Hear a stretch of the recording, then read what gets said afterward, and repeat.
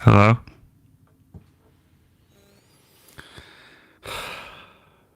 Did you see Big Balls Bill last week? No, yes. What did you think? I don't like being touched. I'm glad I wasn't here. There's a cat here that's pissing me off enough. I don't want anybody touching me. Big Balls can stay away from me.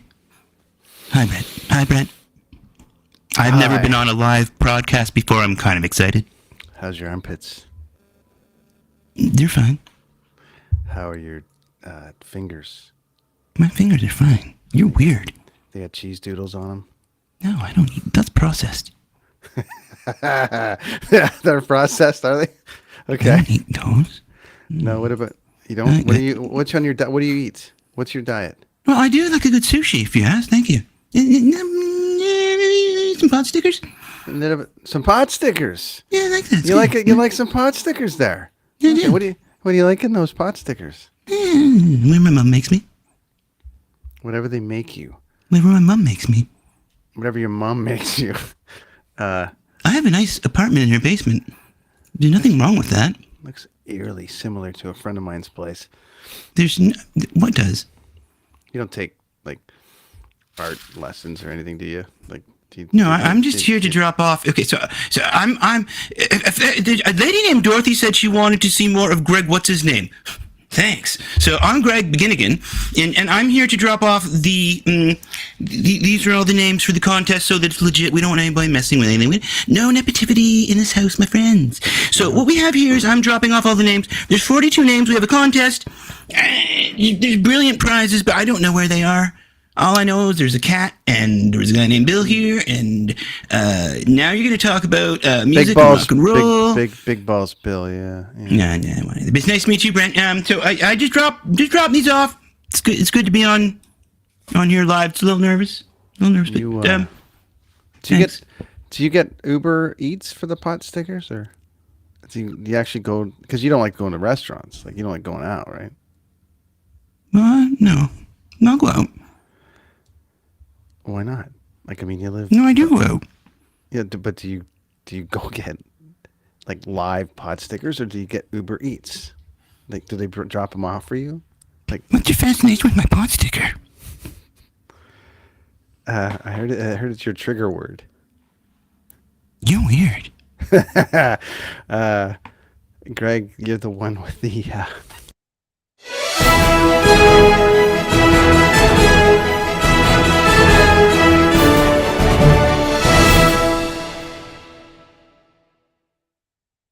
Go. Hey, how's it going? All right, we got our 2 weeks in a row. Somebody's showing up that I didn't. I'm just meeting for the first time. Yeah, I know. I love it because it throws you a little bit there. I like that. You know what's funny about that? They like to blame Dorothy. Yeah, that was a request. One of our viewers. Speaking of viewers, 42 of them right here.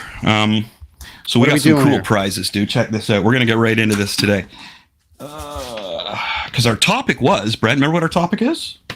We got lots to talk about today. We got our favorite debut albums, and perfectly, in our opinion, what are perfectly flawless debut records. Flawless, yes. So here are the prizes. So people also on our Facebook channels, man, we get a lot of action. So I felt like I should reward them with a question, and they were all popped on. Like I said, we have 42 people that popped on there. I will tell you which band or person got the most, or which album got the most votes, and we're giving away these. This is a cool little. Yeah, bring that mini, up to the camera there. Let's take it's a mini canvas, okay? And I'm going to send the stand. It comes with a stand. I don't know where the stand is, but it's clear and it's really cool, so you can set it on a mantle or table. So there's that. So this is here it is right here. So this is great. So I'm going to give you this little stand as well, and you can adjust the stand and such so it sits. Where's the camera? Right there. Yep, neat, huh? Great. Yep. So you're going to get all. This is one. So that'll probably be the second name I draw on the first one, because Brent, you said this one's getting a lot of heat online, huh? Is the Leonardo Ninja Turtle? I was getting confused because we were talking about a couple of them before we started here, hey buddy. We got some Ninja Turtle fans on the network. We got some. Yeah, that's cool. I appreciate that. I was talking to a few people about it. I always get a little flustered with names. when I'm live, because my brain tells me what to say, and then my mouth says the name that I'm trying not to say, right? But anyway, this was original artwork that I've done for part of my comic company. So that is done with pencil first, and then some very cool inks, and then I go in there with watercolor and some more whiteout stuff on top, like a white ink that goes. You can see the white ink. Very cool. It's very detailed. I like it a lot. And cool. And one thing that we're going to mention, Brent, I'm glad you mentioned. You said you should just make a print of that and do whatever. No, that's the key thing about this, is that this is the only copy of it. This is it. This is on comic book paper, right? Like comic book board. So you're going to frame this. It might be an odd size because it's just one of my drawings from my board over there. I'm drawing all the time. This is one of the ones that I sell at my shows that I go to, and it didn't get sold. So, hey, pass it on. So here we go. So the question was flawless albums. All right. And the one that got the most votes was Van Halen 1. And I thought that was cool. This one right here. Dun, dun, dun, dun, dun. Yeah. Van Halen 1 got the most votes. Which one are you going to give away first here? So we had 42 votes. Mm-hmm. Do you have like a basic list of a handful of like the people who thrown in there? No, because it was all over the place, man. There was a lot of bands I've never even heard of before. It's Facebook, right? So no, Van Halen. Of course, there was a few AC/DC, of course, right? Of course, but not like the same album. It jumped around a lot. Everyone has their own connection to music. Everyone has their own connection. But so to answer your question, Van Halen was the most consistent one. It was maybe only 4 times, but it was the most consistent one. It was close, but let me just see if I can find. We're delaying. Everybody's waiting to see on Facebook who won here. Yeah, let me just double check. All right. What are we doing? I'm looking at trying to find some of these comments here on yours because I want to. I'm going to acknowledge a handful of these names because some people on here had some stuff, but that's on your machete because I've seen it, or is it on? Oh, there it is. It's on a few of them. There we go. I've done this a few times. Yes, I've seen it. I've done this a few times, and we get the most responses. I've gotten the most responses on my Facebook. So as I say, I'm rewarding your viewers. We're going to reward 2 of you for now, but I'd like to keep doing this because I've got tons of artwork. Yeah. And what I don't sell at my shows, I can bring home and have for prizes via the Crier Network. And Brent and myself, live from Machete Comics. Okay, we ready? We're ready. Which one are you giving away first? First, we're going to give away the Carnage one. So this is for the Carnage and Spider-Man mini canvas. The next one will be the Ninja Turtles, unless this person would rather have the Ninja Turtle ones. You know what I mean? So if you're watching live and your name is drawn and you don't want this, you want the Ninja Turtle one, then you got to fight the person that wins the Ninja Turtle one. No, you just say I'd rather have the Ninja Turtle one, but you got to let us know quick. Okay, here we go. I'm sorry. I'm looking at it as I'm doing it. I can't do that. Here we go. Fair and square. Ready? Bring you up full screen. Okay, you ready, dude? Yep. I got one. Let's do it. Ooh. Let's go full screen. Let's bring it up. Kim Burke. Look at that. Oh my gosh, look at that. That's nice work, Kim. Nice work. Congratulations, Kim. Winner. I bet you Kim's watching. Kim, which would you like? I bet you Kim's watching. Let's look at. She has. Kim, which one do you want? She would want the Turtles one, right? Well, if she's not watching, she loses out. But she voted here for Crownlands Fearless. She liked Crownlands a lot, which it was a really great band. Mm-hmm. She's basically a bunch of people agreed with her with the debut record from Crownlands. So how about that? Very cool, Kim. Yeah. Nice okay. Well, this was for the Spider-Man one. So, I think this is great. So, Kim, you get this one. You get the Spider-Man Carnage Withstand. Nice work. Yay! Nice work. There's one. Nice work.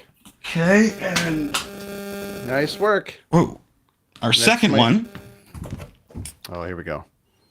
Okay, yes. So that's for the Ninja Turtles. Here we go. This is the Ninja Turtle. Here we go. A couple of them fell out. Wait, I got to keep Kim out, right? A couple of them fell out. No, Kim.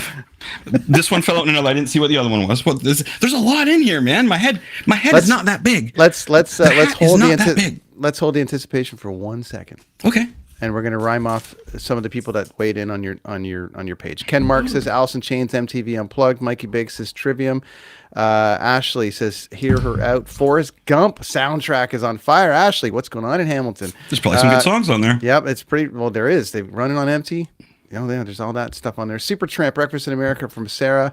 Ian Shum says Beauty Work Brother, but Van Halen 5150. He's committing. Wow. Yeah. Dan says Iron Maiden. Trabella says Dookie. Shaw, Green Day. James It's a good Shaw one. says Weezer. John Caldwell says album. the Menzingers, which is a great record. Cody Yo says Fucked Up. And there we go. Those are some of the people. Some of them. There's more, and there was another a few questions before that were awesome though, eh? So thank you, fans on Facebook. I gotta say that whenever I put anything up there, you folks always have something good to say and are part of the conversation. I love it. We had an 80s one as well, Brent, that was, I think you were in Zimbabwe that weekend. But dude, we had that 80s one. There were so many people that chimed in on it. It was great. It was really, really cool. That was such a fun episode. See, I figured if there's any way I can talk for the whole episode without having you there, would be to talk about the 80s, right, buddy? Well, that's I've got a face no one wants to see. You can do it come anytime. on. Here we go. Come on. We need one of those rollers. Here we go. We need a roller. Well, we're going to do them. If we do them that often, then okay, this is for the turtles, my friend. Turtles. Oh, wait, Original let's get artwork. Back to full screen for a minute. Okay, I got one. Who's it gonna be? Hold up more. Hold up. I can't do that one. I put it Keep back going. in. I did it again. No, it's the same one. Kim, she can't win again. Get her out of there. She already won. Get her out. I did that on purpose. Sorry. Don't do the Hank Hill. I did that on purpose. The Hank Hill one. The waka. All right. That was a joke. Yeah, Kim won them all. Kim is I did that joke because I wanted to talk about Kim again because she's a really good supporter. She actually drove out to the coffee house show and visited me as well. Thanks, Kim. Okay, we ready? All right. Here we go. It hurts. Just kidding. Make sure you hold it properly in two hands. You got it upside down. It looks like Remy. Oh my God. Remy Dufresne. Oh, Remy. You win again. He's bought so much of my artwork. Well, Remy, you won, buddy. He's bought a ton of your artwork, which means you won, buddy. You deserve that. There you go. Congratulations, Remy. There you go.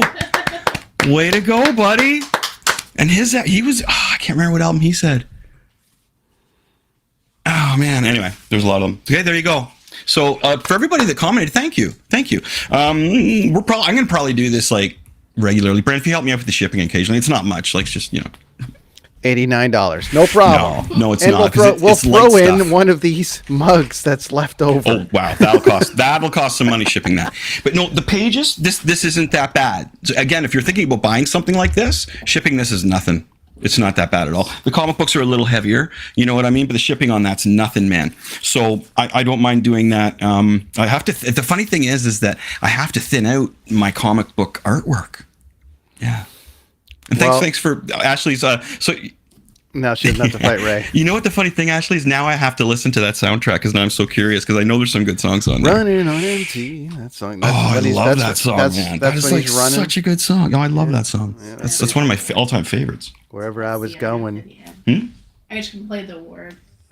The award? To go out. Yeah. The award to go out. So wait, so we're going to do this. Wherever I was going, I was running. Yeah. Okay, so here's some of my favorite albums. I can't hear you, Lonnie. I don't know what you're saying over there. Sorry. So Lonnie said something and was doing this motion, and I don't know what that means. So here's what we got. So these are some of the albums that I think are flawless. Bam.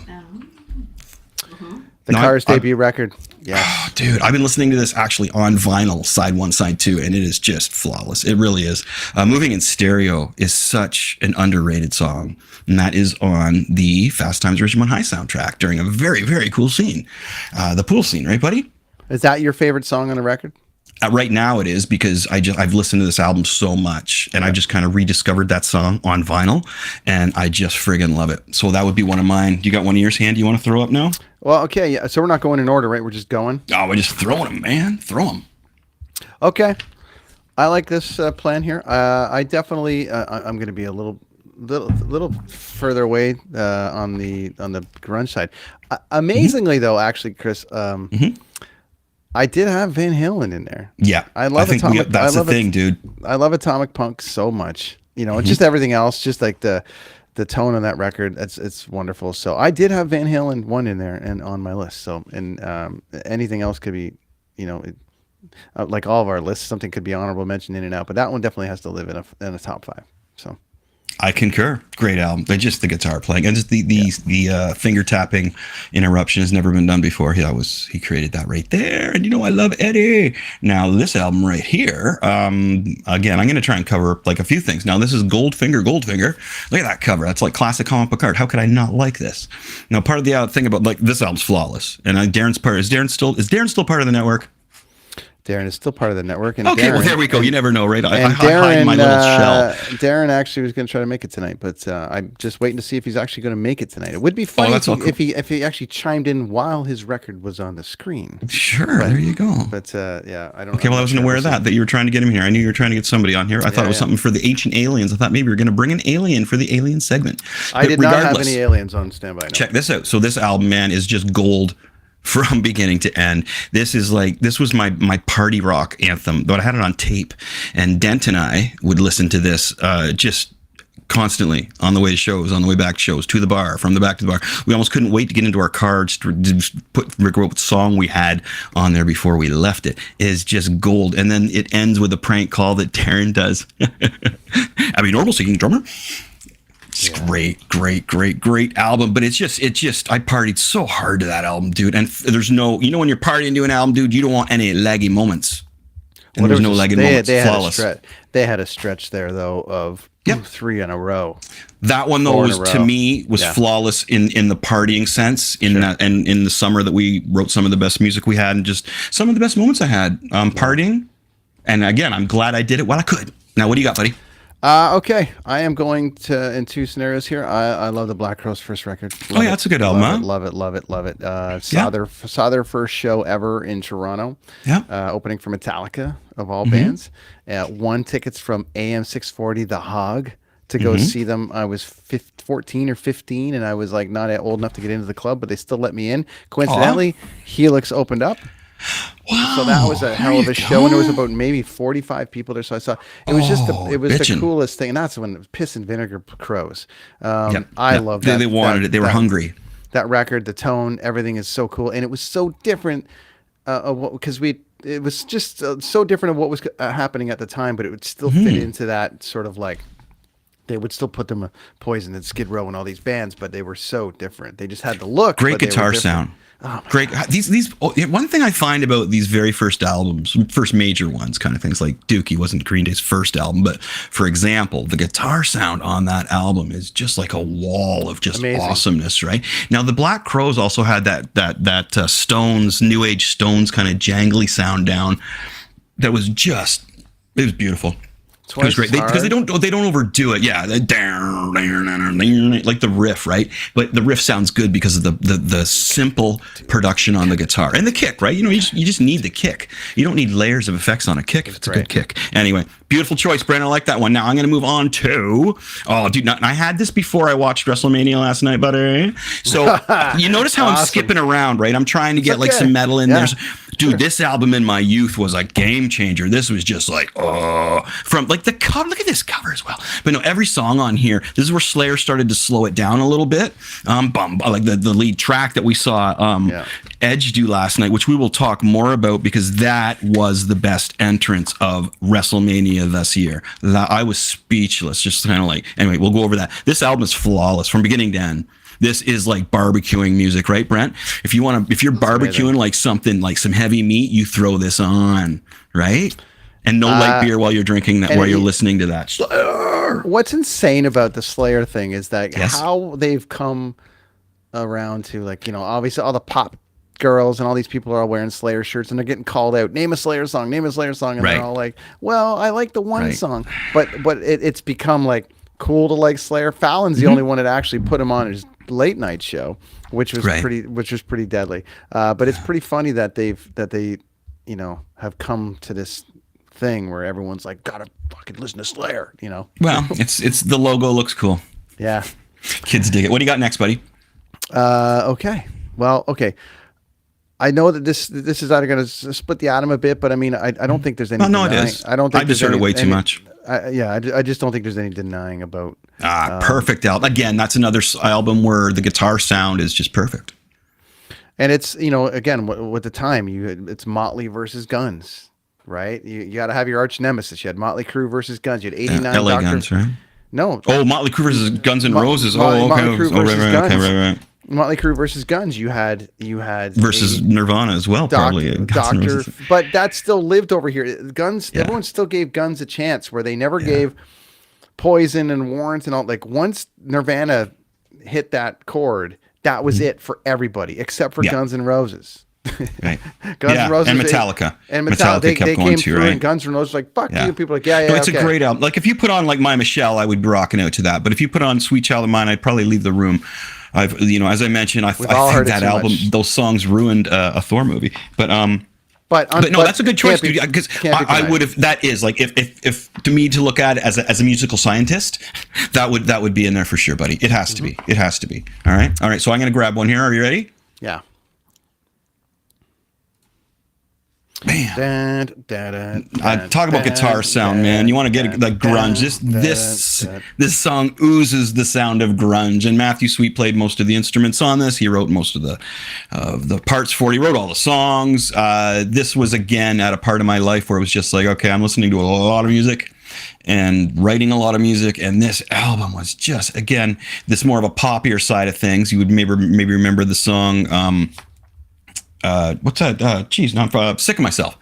Sick of myself when I look at you. Wow, just brilliant, right? And then this album before that, Girlfriend, was good, but this is where he just wrote hit, grunge hits. You know what I mean? Like some of them were slow paced, sad songs. Other than were just kind of like driving songs, but every song hit the mark. And it hit at a perfect time, as you say, Brent. You know what I mean? That whole retro vibe that everybody was digging of the 70s, early 80s, the cartoons, everything was coming back during this time. See, Brent, we're old.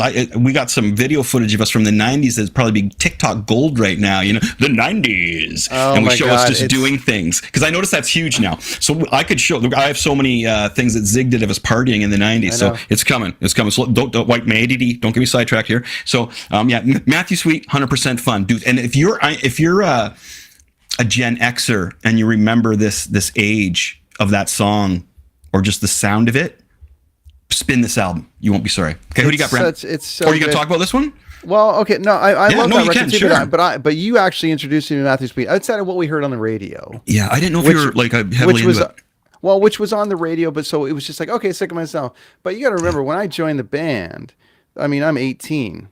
Mm-hmm. So we talked about this. It's like, I want Tesla and I want this. I had this vision in my head about what playing in a band might be like for me. But then you were the first songwriter that I'd ever met properly. You know what I mean? Right. From the standpoint. And so you worked with anyway, for sure. Yeah, started that study, started that study of music where it was like, when you really have to listen to Matthew Sweet. And I'm like, okay, I was never guilty of just listening to one track, but diving into, like, the same with Green Day. When you brought Green Day to the mix, it was like, yeah, sure, there's Dookie, but you got to listen to these other two records first. Yeah. And so really I was late to a few things, and Matthew was one of them. But man, I really dug it. I dug good vibe too, man. The way he makes everyone feel, because that song's on, everyone's like, you used to have this dance that you did at Trader Sam's, and you'd be like, I don't know what I'm doing, but it looks good. I'm not doing much, but it looks good. Well, I knew what I was doing. I'm not doing much, but it looks good. So to my thing here, I was like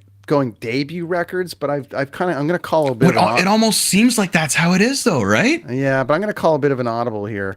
All right, it seems like it. Yeah. An honorable mention for me, because we did Guns N' Roses, the first record produced after Appetite for Destruction by that producer, right, was I'm of the Earth's Dig. Okay, that's a great album. That was a good album. There's a few on there I could do without, though. To be honest with you, so that's just me. It on this record, and this record, front to back, every single song for me is a monster. Shortcut to Moncton, give me a break. One of the best hooks ever when coming out of after being, and plus if you put it on while you're driving on the Shortcut to Moncton, it's exactly the same.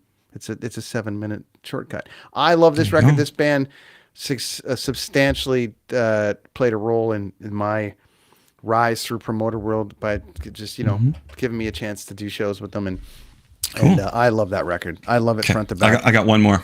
Then we got some wrestling. You like 3 Days Old off that record? Oh, there's a few songs I like. Again, I don't know if I could do the whole album like you. I don't think to me, like just my vibe. But I get it. I totally get it. 'Cause there's some great. Actually, my favorite song. Then we got high for 7 days. Yeah, I love that one. That's actually my favorite song off the album. I really like that one. Okay, so sorry. So moving my last one here, buddy, that I'm going to pick, and this is oh man, this is just again barbecuing music, right? Summertime with a beer barbecue. Highway to Hell. Now, mind you, the song Highway to Hell I'm a little tired of, but the rest of that album is just it's just like it hits. It's mint. It's mint. I don't know what more to say, but it's AC/DC, and to me, it's just one of their flawless albums. That one and Back in Black. It's hard if I had to pick one AC/DC one, but that's my go-to is Highway to Hell, especially when I'm barbecuing, bitch. And that's my last one for me, buddy. You got anything else, or do you want to go to wrestling? Well, I'll throw one as a neutral for you and I, because I think you and I will both probably agree that it definitely needs to be just outside the top 5, which would be this.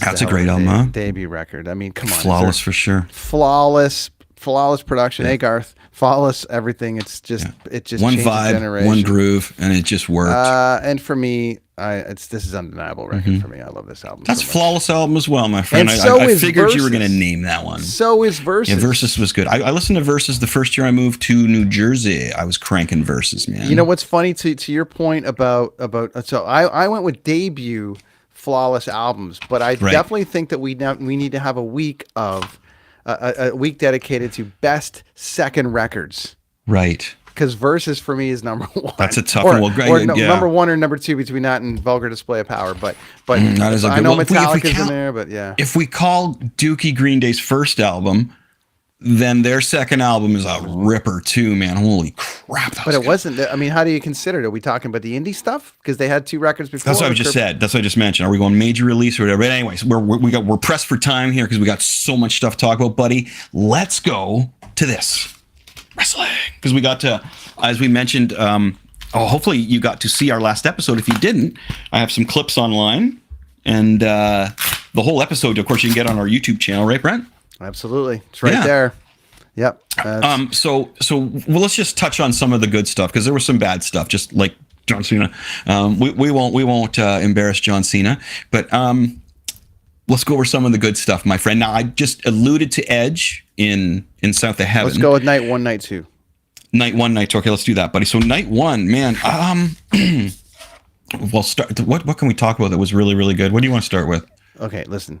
It was to me, it was all great night 1. The only thing that I understand what they were doing with The Miz, with the Pat McAfee thing, when they're trying to just fill some time in there.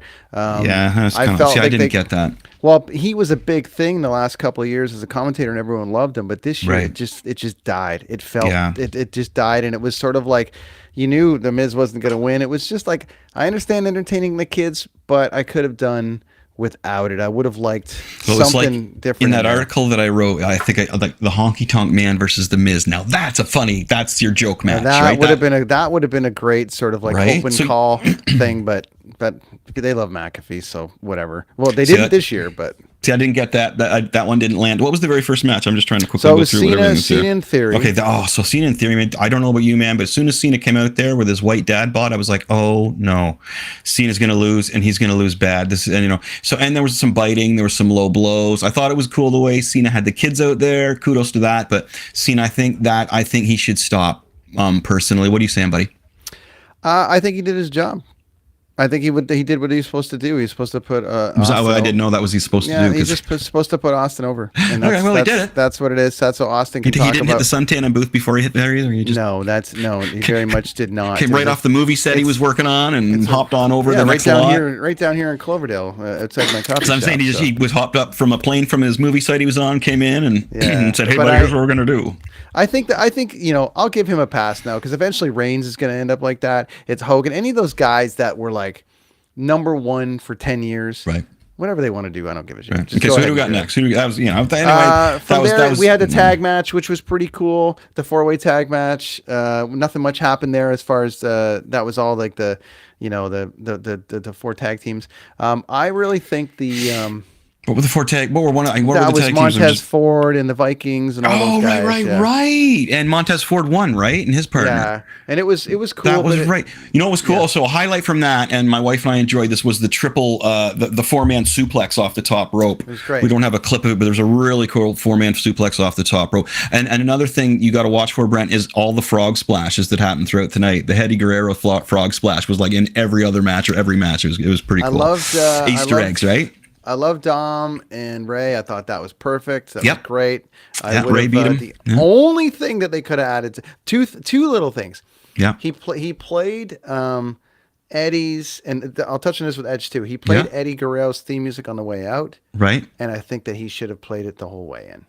Okay. It just as sort of like that story, because Dom used to pretend, they used to be like Dom was his I get kid. it. I get it. So they should have done that. And then number two, I guess his daughter doesn't wrestle, but it would have been really awesome if she somehow pulled off some kind of move that threw Dom out of the mix or something. I thought that would have been cool. And the three amigos. She pulls the three amigos out of her ass, right? Yeah. The only other thing I was thinking that might have happened there would have been like she actually sides with Dom and turns on Ray, and then that's what happens. But that never happened. Feel good moment. No overbooking. I loved it. I loved Rhea and Charlotte. My God. Oh my God, that was the fight of the night to me. That was just beautiful. It was so good, and there was no interference. I guess we're trying not to do too many spoilers here. Or? I think everyone should say. Okay, cool. So we're like Rhea won, and she won legit, and it was really, really good. That finishing move off the top rope, man, holy little boom, bam! And of course, we all know that Rhea is my favorite wrestler. I just think she's amazing. I love the makeup drip, how it looks like the black blood and stuff. I think she's perfect. She's got the perfect character right now, and I love when she did the interview after, and she's walking out. She looks down at the Snickers. There's Snickers all over the table because they're sponsoring it. She's walking out, and she looks down at the table. All right, grabs a Snickers and keeps walking like she's just got it. You know what I mean? But so does Charlotte Flair. I know. Well, they opposed to the other match, the other ladies match that we had, where it was like, I felt bad for them because anyway, we're getting there. Sorry, again jumping around. But I wasn't down. I thought the Lita Trish thing was fine, but that needs to just end. I'm just over it. Yeah. But that's why I think they need to leave. They need to leave. Becky Lynch, Charlotte and Rhea together for a little while and have some fun with that. Sure. And then obviously the tag match was amazing. Yeah, that was a great match, and so much. The only thing is, I find is that they need some blood, man. It just seems like if somebody's going to get kicked in the face like a dozen times, he's going to get some. I don't know. Hear That's you, man. the only thing that I miss. And then we'll talk about blood again, day one or day two, right? Because they had to stop the match because someone was bleeding. But I think they really need the blood. And now I get what they're doing because they even turn the camera, I notice now, when it happens. So if somebody's hitting a chair, at the very last second, I don't know if you noticed it, they take the camera away, dude, and they jolt it. Like you're part of it. It's a whole thing, you know. No, I know it's family. I totally get it, and I know why, and I totally am on the fence about it because I don't think it's good for the kids to see it, but it's good for me to see it because it puts me, like, my wife hates it. She hates the blood, does not like the blood at all. No blood. I want blood. When I'm like, more blood, I need blood. My point is, for me to buy into it, for me to totally buy in, I need a little bit of blood on a situation like Sami Zayn getting kicked in the head a dozen times. I need some blood. But I love the match. I thought it was great. The winner was right, and now I was cool with that. That was great. Cool. It was done really well. Night 2, not as good as night 1. That Brock Lesnar fight. I just watched because I fell asleep for a bit, so I just watched that this morning. And Almost is or should we call him Almost? He's almost a wrestler, Brent. Giant Gonzalez. He's almost a wrestler. Anyway, that was a lame match. I'll never discount anyone that's willing to take a bump from a 7'4" guy. So they get at least 2 stars for me for. I get it, but you see that on Raw for landing on wood. Yeah, I get that. But was it anything that you're not going to see on Raw or SmackDown? Right? No, I know. There wasn't really anything spectacular about number 2 except for really the last 2 matches, and that's no disrespect to anybody. But right? And then the ladies tag match again. It was kind of like, where's the heat? What's going on here? You know? Edge and Finn. Come on, great. That was brilliant. Yeah, that was so good. Edge had the best entrance, the bat wings, the song, the switch over to the other song, the violence in that, and he smacked him with Vin. How do you pronounce his name? Finn Balor. Finn Balor. Why do I want to say Valor? See, from a kid when I'd read comic books, if I couldn't pronounce anything, I'd make up my own pronunciation. So It's fair enough. That's fine. yeah. So anyway, his outfit was spectacular, and he got smashed right open by that ladder shot. They had to stop everything. There's blood all over the place. You couldn't tell though, right, because of the makeup. So I wondered what they did in that situation. So they actually stopped the match and cleaned him up so nobody would see the blood. And that was a great match. So a Hell in the Cell. Is there anyone more professional in the wrestling industry right now than Edge? Well, that guy can draw up something. I mean, yes, I would say. I mean, He's just pro though. Like he's just a pro. he's flawless, he's right? He's number one. Yeah. So. Like you believe his character, you believe his moves.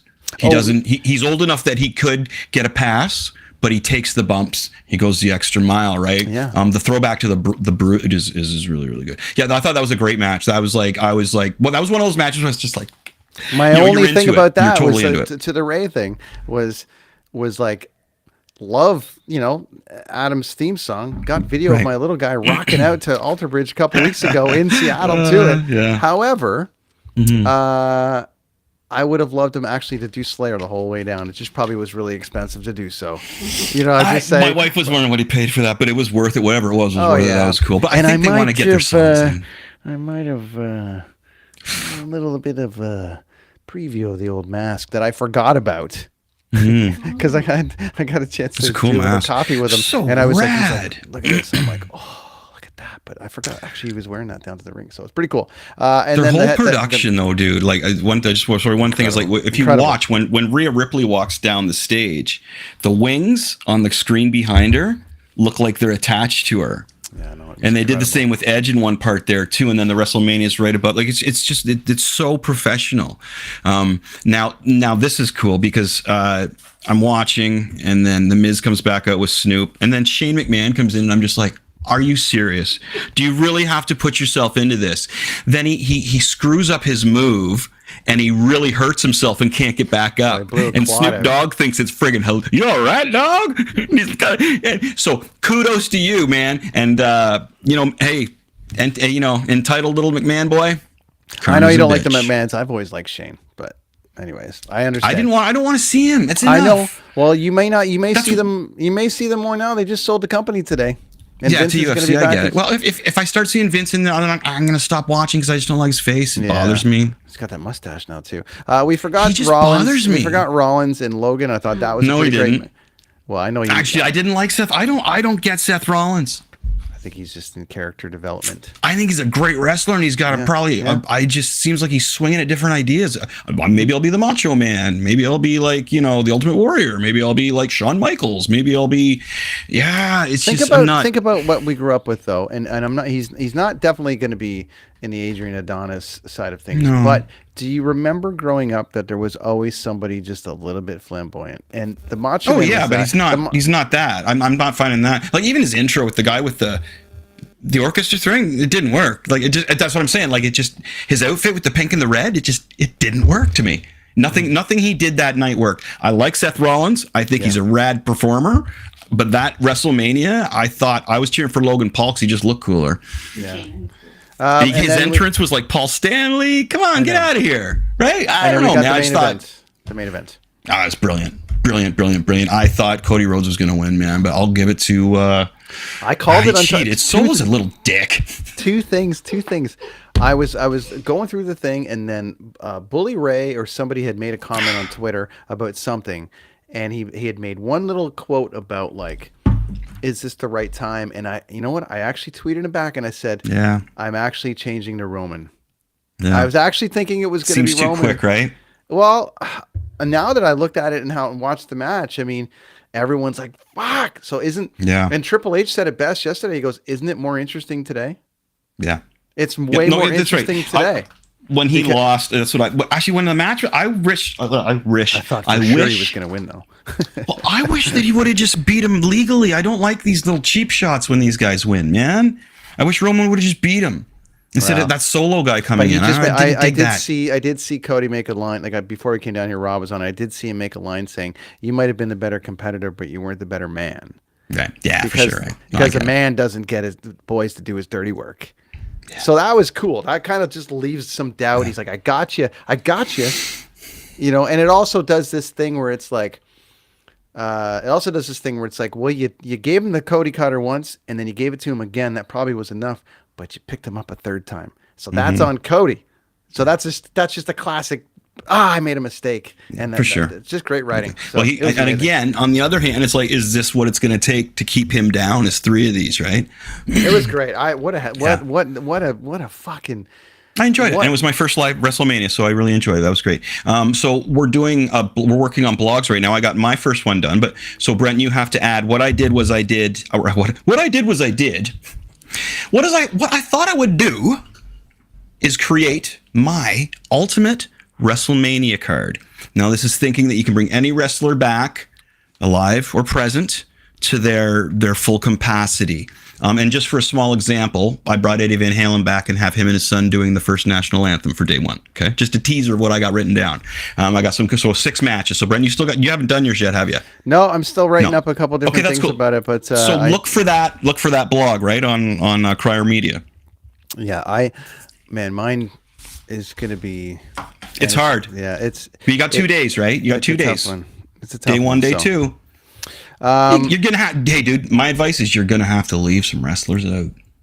Well, that's the easy part. Is it? Okay. Is leaving them out because okay. There's not a ton that I'm passionate about. There's really only 12 or 15 that I'm like must see matches. Really? I thought that at first too until I started like digging and I was like, oh man, this would be really cool. Like personally though, because what happens, Brent, is you revert back to 10 to 12-year-old Brent who's like, oh man, you know what would be cool? And then you think today like, oh wow, what if he fought this guy? Like, dang, that would be friggin' cool. So my mind started going and it was a lot of fun. It's a lot of fun to write some of these articles, right? You're gonna have a blast finishing up this one, buddy. Two. I mean, Hart and Angle and Rollins and Michaels. Oh, nice! Don't give it away. People's got to go. I know. Just off the top of my head, it's amazing. They got to go to the the blog, dealie.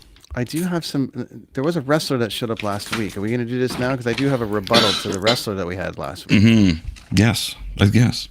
Yeah, we're going to move to aliens, but we have a little moment here for. Okay. Yeah, for sure. I had a bit of a.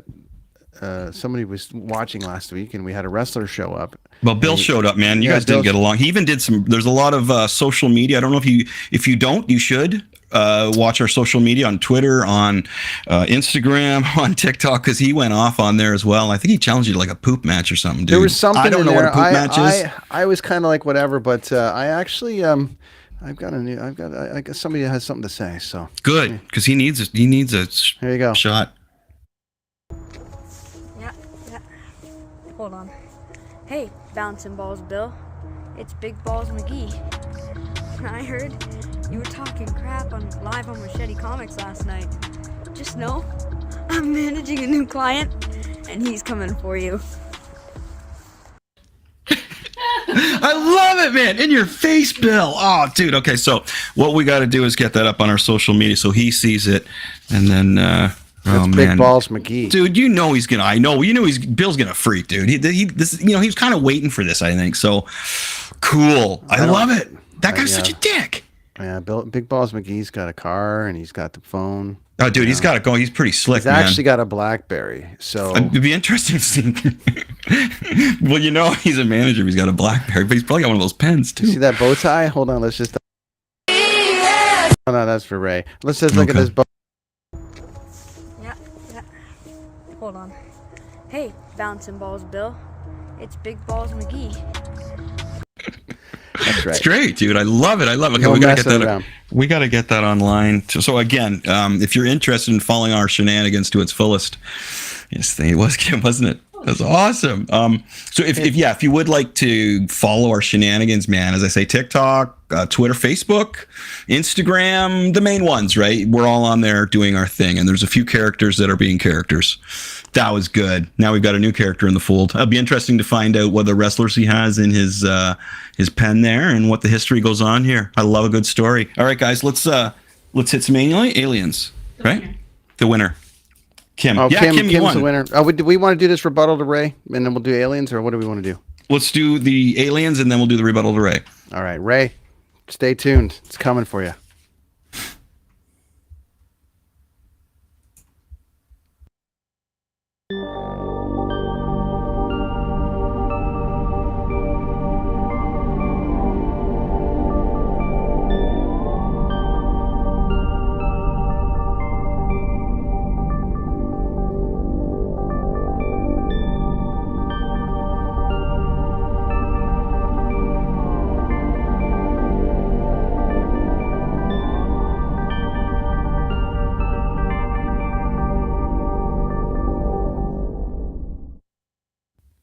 That's so hypnotizing. I just got to put that up on YouTube as itself so I can just watch it, right? Just get mesmerized. Love it. Okay. Oh, man. Okay, so Ancient Aliens. Now, this is something. Ancient Aliens, we almost know the TV show and the guy with the hair. Aliens, right? So this is something that I dove into and I discovered in 2005, okay? So this is such a huge topic and subject that we're going to do 3 parts of this. This is going to be part 1, and what I'm going to do today is go over the introduction of it and where it came from. I've been aware of this for so long, as we've discussed this before. I've been aware of this for so long, is that I find it odd that some people aren't aware of it. So I'm going to go back to the beginning and just throw out a couple simple things, because again, this is huge, man. This is huge. We're going to hit the Anunnaki next week, and that is that's mind-blowing. This is going to be the first few steps to the mind-blowing. So here we go. This is a book, and you can get this book anywhere. I wish I had my copy. I gave it to my daughter. It's probably the second one I purchased. There it is there, Chariots of the Gods. You'll find that all over the place. Get the original one. Chariots of the Gods by Eric von Däniken. The book came out in 1968, and there's on YouTube you can see a TV movie kind of deal on this, and that came out in 1970. I just watched that again. Such interesting stuff.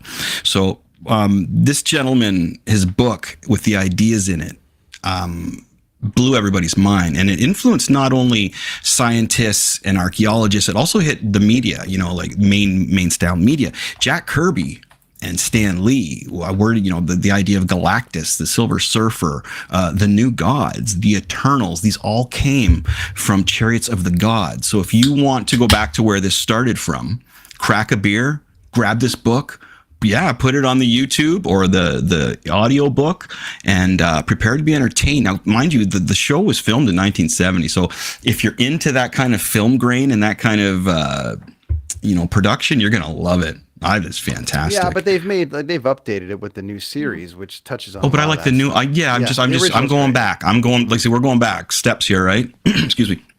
Oh, we're going to talk about that show. We'll get there, buddy. So now in this book.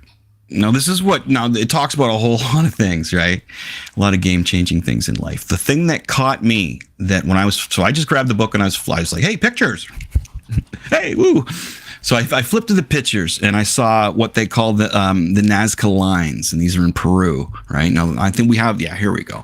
So this is what you see from the sky. Now you'll see a car. Look at the road. You'll see the car. Yeah. Like these cover over 1,000 kilometers, man. They're only viewable from the sky. There's a car going by, so you can take in the height. That's just one of them. There's one of a lizard. There's one of a spider. What's that one of? That dude with hands, right?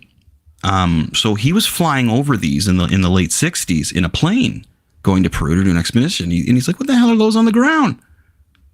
I don't know, so they fly back over and like, holy crap. So they took pictures of these things. Now, as I've done murals before, and you know how hard it is to paint a huge thing on a wall? You have to put it on a projector and put it on overhead. Just to do this alone and to have it work out half-ass, to see from the sky, is pretty amazing. Secondly, why would you do that? The only person you're doing this for is people in the sky. And when I saw that, I was like, okay, I got to figure out what these are. And I started reading.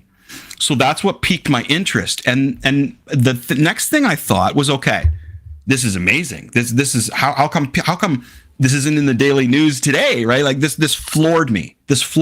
So the next thing I thought is, okay, well, what are archaeologists saying about this? So I researched it and I got a little smarter.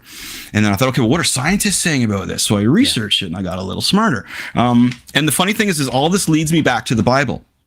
So a little bit of a warning here. We're going to be talking about the Bible now. Now the warning is because some people are touchy about it, and the warning about it is also because some of the stories just shouldn't be told to children, in my opinion. If they're listening to this show, they probably don't read the Bible. Just saying, dude. Just saying. Always want to put a warning on what I talk about. Now, me being known as possibly being a bad boy occasionally, I want to talk about Sodom and Gomorrah. What you gonna do? No, not that kind of a bad boy. Not breaking the law, bad boy. Party. Rock and roll. Okay, anyway, so Sodom and Gomorrah. Now, you must have heard the term Sodom and Gomorrah, right? Now, these were 2 cities, okay? And this is a story in the book of Genesis. Now, Sodom and Gomorrah were filled with sinners. Man, they were sinners. They were partying up, having sexual relationships with everyone. Premarital sex. Just craziness, dude. Terrible premarital sex. Killing people, just beating, like just taking what you want. It was a melee. So this is one of the very first times something like this has happened that's been written down in the Bible. Okay, now this is a dude named, what was his name here? His name was Lot. L-O-T, all right? Now he had a wife and 2 daughters. He was a good dude. A Bible good dude. Okay. So, well, I'll explain later in a second here. So the angels with their wings, we have a picture, Lonnie, of the angels yet, or is it not time to show them yet? No. Not time yet, okay. So the angels came down and they visited him. They went in his house, 2 of them did. And they said, dude, you got to get, this is right out of the Bible, okay? So you got to get out of here. Take your daughters and your wife and hit the roads, man. These people are bad. Something bad's going to happen to this place. And he's like, no, I can't leave. Now, meanwhile, while this is going on, there's a crowd and they're banging on the door going, we saw what happened. We saw those angels go in there. We want them. And they wanted to have sex with them. So this is what the Bible, this is how the story goes. All right. So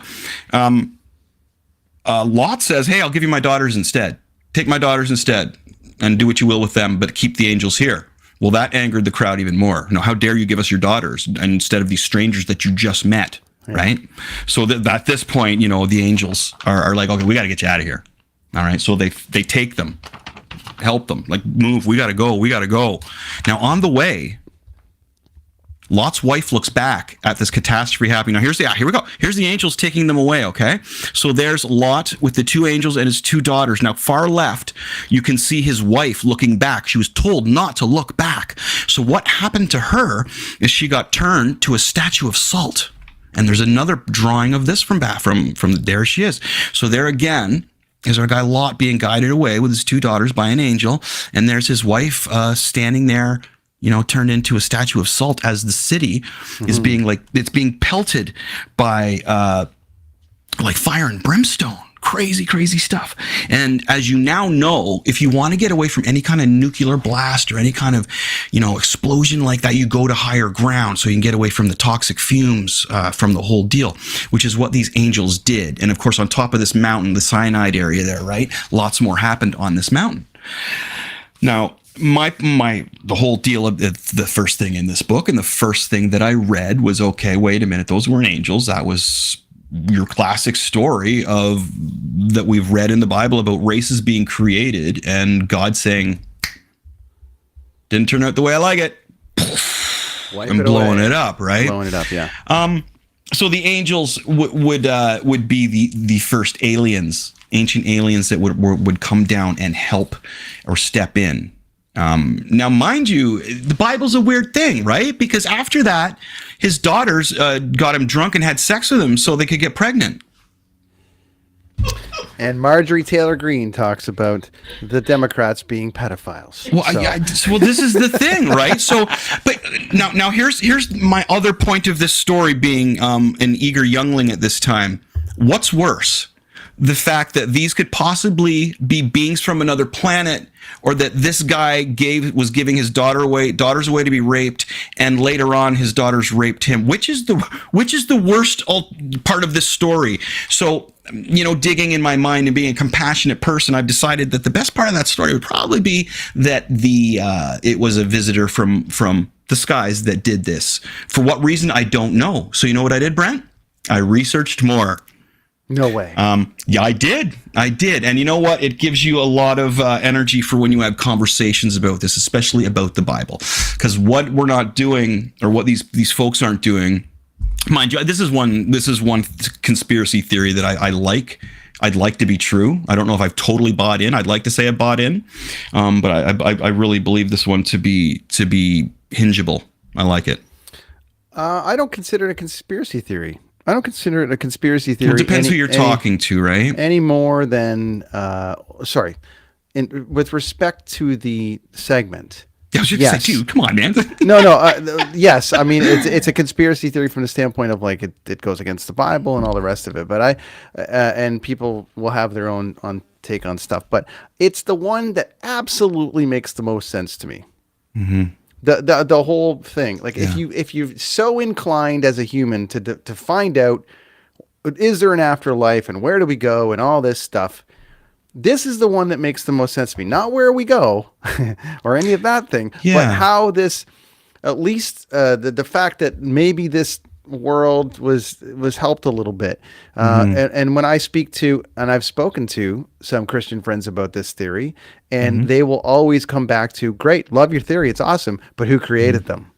So their thought is still that God created these aliens. Right. And so it's never going to get to the point of acceptance of like, it just became, because there was the giants, and the giants got wiped out, and then the idea that they were too big for this planet because they can only inhabit, Well, they're starting to eat the people. They're starting to eat the smaller humans, right? So that's our tomorrow or next week, and that brought the Anunnaki in, right? Yeah. So there's just this thing to me that so is that your favorite part though? That was what I was going to say. No, yeah. The core of this of this here is about technology.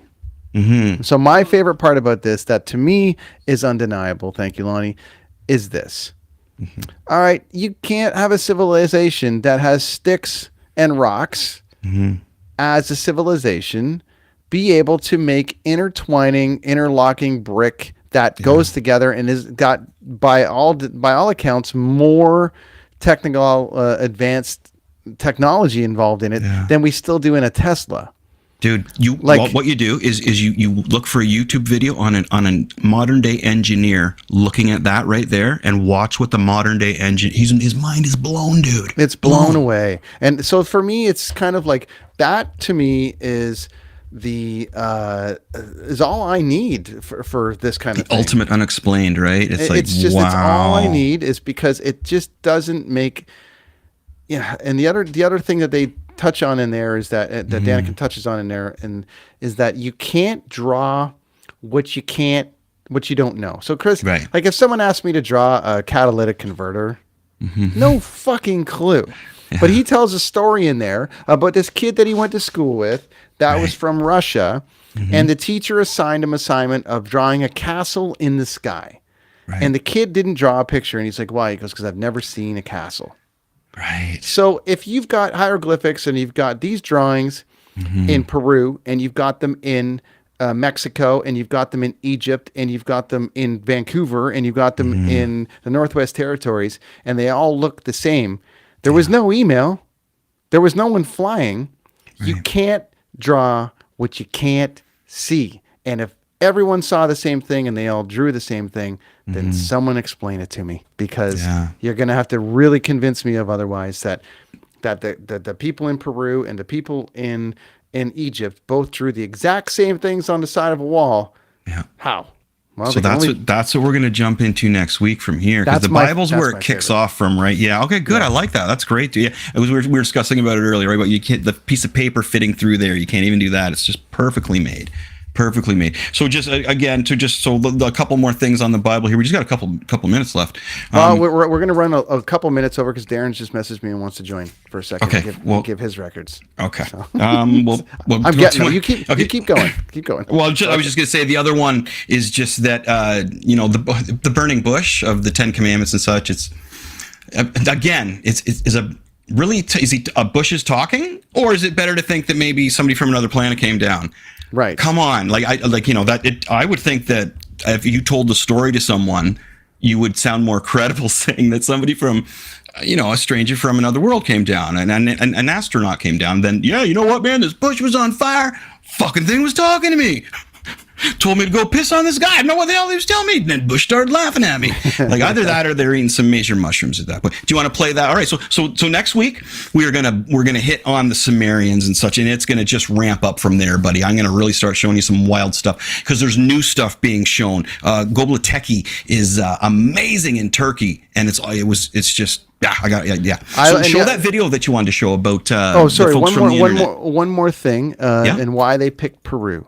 Yes. So Peru, and one more thing to lean people there, because I really like, if anyone's inclined to watch this, you should find this documentary and also the new series, because at least in the first 2 to 3 episodes, they talk about Peru. And if you go to Peru, they have like what looks like landing strips and all these things, and where all these, that's with the Nazca lines. That's that whole deal there. Yeah. But the idea is that Peru has got all the world's natural resources in it. Mm-hmm. So everything that you could possibly find around the world, mineral-wise, anything that the world needs to survive, is in Peru. Well, if you go to Easter Island, there's a dirt on there, which I'm going to talk about next week, that makes you young. I was just Next week. Okay, so I was show this so deal. close to there, Chris. Because I got stuff I actually got to do tonight. I got a job that I got to get finished here. So okay, so Ray Routh and Marianne Iverson from the network have been battling a little bit. Marianne's got a great podcast called "Let's Take This Outside." It's all about the outdoors and all about the outdoors people. But Ray doesn't believe that she actually goes outside ever, and has started an online war with her. And she created this video for him, and she doesn't say much, but she wants us all to listen to the lyrics of the song to prove that she actually does go outside. okay.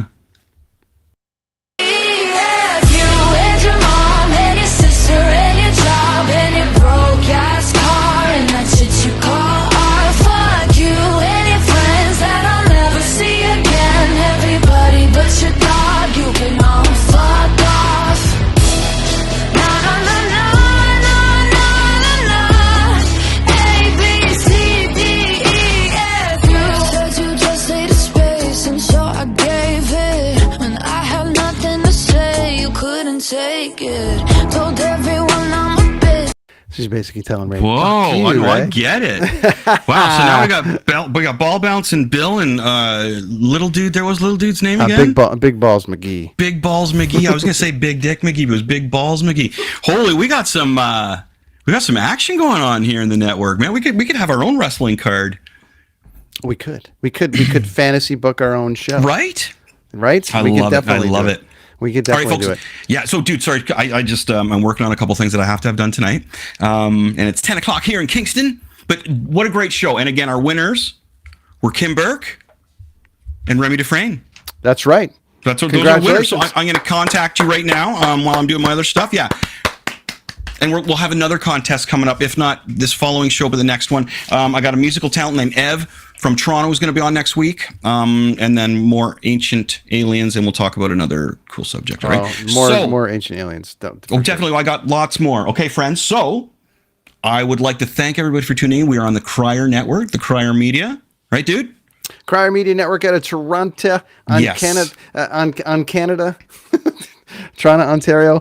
Our cool. friends, so many podcasts over there, 50 plus Yeah. podcasts. The numbers just came out this week, and of what we've done in the first month, which is absolutely insane as Great. far as what the network itself has done. I have to do one little number here. I got it. 275,000 impressions a day. Wow, that's from the Crier Media amazing. Network. Dang. And just We're to doing support it. it, and Wow. everyone's supporting everybody, and, Wow. and your stuff. Oh, look at that. Well, Chris is going to jump, but Darren's going to join us. I gotta One go second. do that. Yeah, I know. It'll be Darren and I'll. Darren Okay, you and guys I'll continue. run. I'll take off. We'll do a top 5 here when it goes to. But that's Chris Machete. He'll be Cheers. back next week. It's his show. Yeah. And there's Darren Pfeiffer. Hey, buddy. I got a jet, dude. We'll talk to you guys soon. He's got to go. We're going to stay and talk about your 5, and then we'll go from there. That's Darren Pfeiffer. Now, Darren, Chris listed Goldfinger's debut record as one of his favorites of all time, as far as flawless, perfect, front to back records. I can definitely say as a witness that being at his place, and it was on all the time, and everything that Chris did from that point on involved that record for a long time. So. I just I thought, perfect timing. We try to get you on to talk about it, but it's towards the end of the show. But I appreciate you coming on, man. So thanks. Yeah, that record is a pretty good record. I'm not sure that it's a perfect record. There's some turds on it. Music speaks to everybody differently, though, and I know where Chris lived on that, and that record for him is I can speak from it. He loves that album. So It is a good yeah, record. buddy. I mean, So I like to joke around a lot, but it's a pretty damn good record from start to finish. And you only get everyone's first record's their best record, right? So yeah, because you get your whole life to write the first one, and then you get 8 days to write the second one, whatever that is. I don't know. Like one of the records in my top 5, Dookie, is Green Day's third record. Yeah, so it's funny because I went with albums that initially we were talking about maybe flawless first records, and then it kind of we started poking around a bit on some things, and like Chris has Matthew Sweets in there, and he's got a few other ones that are really cool. We all agreed on Van Halen. But there are some second and thirds that would definitely qualify for that. So, but you sent your list, so we'll get to it before we let you go because I know you're busy too. So I appreciate you making the time. So why don't you rhyme off your first record, and I'll show a graphic. Well, here. this one right here, Paul's Boutique, the best in men's clothing, called Paul's Boutique. They're in Look Brooklyn. at that. Brooklyn, I mean, New York. start Look at to that. finish. I mean, it was a departure from their first record. I mean, there wasn't any songs about poo poo, pee pee, and drinking, and it was all just one awesome sample after another before the law went into effect, and they wouldn't be able to do that now. But and then it just flowed. The songs flow into each other, and before you know it, it's over, and you want to listen to it again. So Paul's Boutique by the Beastie Boys is in my top 5. Dookie, like I mentioned, from Green Day, one of those records that goes by in I think the running time is 38 minutes. When I met Chris, he introduced me to this record, and that whole time changed my life at that time. And it's so funny because the band takes a lot of shit, but undeniable live, and that record changed a lot of things. I was, admittedly, I was a Poison Warrant Tesla fan coming out of the 80s and early 90s. Still a Tesla fan, not afraid to say it.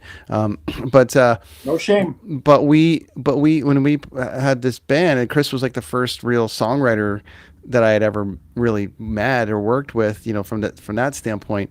And we would sit down, and he goes, I'm like, oh, I'd love to play this song by Tesla or something. And he just looked at me, and he's like, And then he just played like the first riff of the first song we ever wrote together, which was amazing. And then it was like, oh, it's going to be like this, like with the guy that writes songs. So it was awesome. And he introduced Green Day's Dookie and then everything that came with it and all of those records around that time. And Dookie holds a very dear place to me because it was our first record, Mr. Machete's first album. We did a not too different cover than that. So on a side note, we're talking about perfect records or records that are great all the way through. Do you know how hard it is to make a record that's perfect all the way through? I don't think Green Day thought about it. They just put some songs together and got lucky. I don't think Goldfinger didn't think about it. I mean, Paul's Boutique by Beastie Boys, or the next one on my list, Master of Puppets by Metallica. Flawless all the way through. I don't think they meant to do it. I don't think a band says, well, let's make a perfect record with no clunkers. They hope that people like their music when they put it out. It's the fans that listen to these records and say, I can put this on and then I'll put it on again, and then I'll put it on again. And that's, if you can get a record like that into your life, you're lucky. I agree, and again, music speaks to everybody individually. So, somebody might not like Master Puppets. They might like And Justice for All better. You just never know where it's going to go. I mean, just because if I like Vulgar Display of Power better than Cowboys from Hell, it doesn't make me any less than a Pantera fan. Some would argue that, but whatever. But it's just kind of one of those things that it's like, to each their own. So yeah. The people that like And Justice for All over Puppets are people that don't like bass guitar. Understood. But there was a pretty substantial gap between that time. I love Master Puppets. I'm just saying, but my introduction to Metallica wasn't until Justice. There you go. Just the way it goes. Q107 in Toronto. We never got any of that stuff. Yeah, I had to have the high cousin that was like, "Hey, dude, come check this out, man." You know what I mean? That's what I got into them right around Ride the Lightning. I had a friend of mine who actually had the No Life to Leather demo cassette. Jeez. And he and this is before they were the band even during Puppets era, they weren't the band they were now. They were on their way up. And it wasn't until And Justice for All and One came out where they really broke through. But even during Master of Puppets, they were underground. But sure. But the word got out about this demo called No Life to Leather, a cassette. And only like maybe 100 of them got out, or 50 or whatever it was. But he had one, and it was amazing. But another record that to me is flawless from top to bottom, and you won't get a lot of people that argue this, is Back in Black. Of course, by AC/DC, which is, by the way, the second most high-selling record of all time. Chris had Highway to Hell, What do you have in here? What do we have in here for? Number one, Yeah, of course, is Thriller, yeah, Thriller. But we which had is a good record all the way through as well. yeah, it's in the well that you want to talk perfect record. That's the answer to your question. When guys, like we're setting out to make the perfect record. There was a mission there to make that perfect Michael Jackson record. True. You know what I Yeah, mean? that is true. So They hired that's Quincy like Jones. it can be done with the appropriate funds and according and songwriters. I mean, we all know the problem with the industry sometimes, but that record is undeniable though too. So, but it's you want to make a hit, you can just go buy one. It's funny when you came to me with the list of what's your 5 perfect records. Automatically I think about the greatest band of all time, the Beatles, and they don't have a record, in my opinion, that doesn't have at least a couple clunkers on it. Right. I mean, Rubber Soul comes close, Revolver comes close, but people are like, "Oh, the White Album is perfect." I'm like, "No, there's not. There's some crappy songs on there." Like, I'm not a fan of Happiness Is a Warm Gun. There's a couple songs that are like, I could To go each without their that. own. To each their own, right? Like it's you just never people. If someone loves the Beatles so bad, like you said, but Goldfinger, it's like it's not perfect. It's like, but Chris loves it, so it's perfect to him. It's flawless to him. You know what I mean? So there's like, you played in it, you had to make it, and then you're like, well, I would have done. We should have thrown this. The bridge should have went longer. Whatever. That's like little stuff. But how does it speak to you? And that's what we are focusing on, right? So Yeah, exactly. and number 1 for you. God, I think wasn't that 5? I don't think you said Oh, this. I forgot. Of course, I don't have the list in front of me. London Calling, which is actually a double record. It's a double record, but and then also their third record, another third from a punk band. And again, you can listen to this record all the way through, and it'll take you on a journey. You'll feel like you're living in London at the time the band was around, writing songs, getting bigger, becoming the Clash that we know and love today, and all the stories. It literally is a TV show on a record. It's a story. It tells you these stories of how they lived their lives and the ways they lived their lives and the loves and losses that they had. And it's hard not to hear Spanish bombs and not get sad. It's like it's hard not to hear London Calling and not want to smash a bass on a stage. How about that font? Oh, that's the Elvis font. Not enough They being stole said that about from that Elvis. font. That's great. Well, that's cool, buddy. That's we'll dive into. We're gonna have more. We're gonna follow this up with we've been doing lists of the best second record of all time and the best best second albums of all time. There's lots to cover, but we are at time, so I appreciate your time, buddy, for coming on and.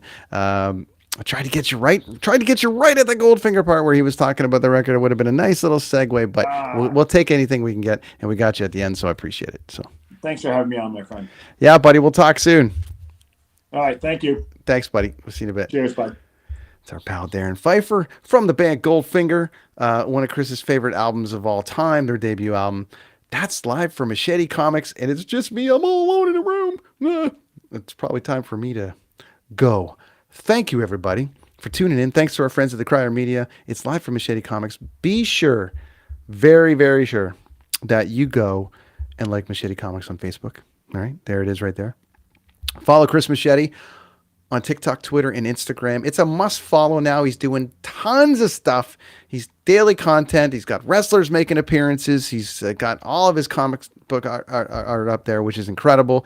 We gave away 2 pieces tonight. Congratulations to Remy and Kim for winning.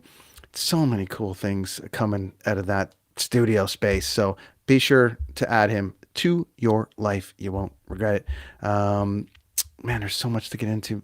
We do Monday nights here on Crier Media and machetecomics.ca, everybody, for all the things Chris Machete and all the things that he's up to. So there you go. That's live from Machete Comics. Running a little long tonight, but some good content. You guys have yourself a great night. Be excellent to each other. Yeah, that's what I was looking for. Be excellent to each other.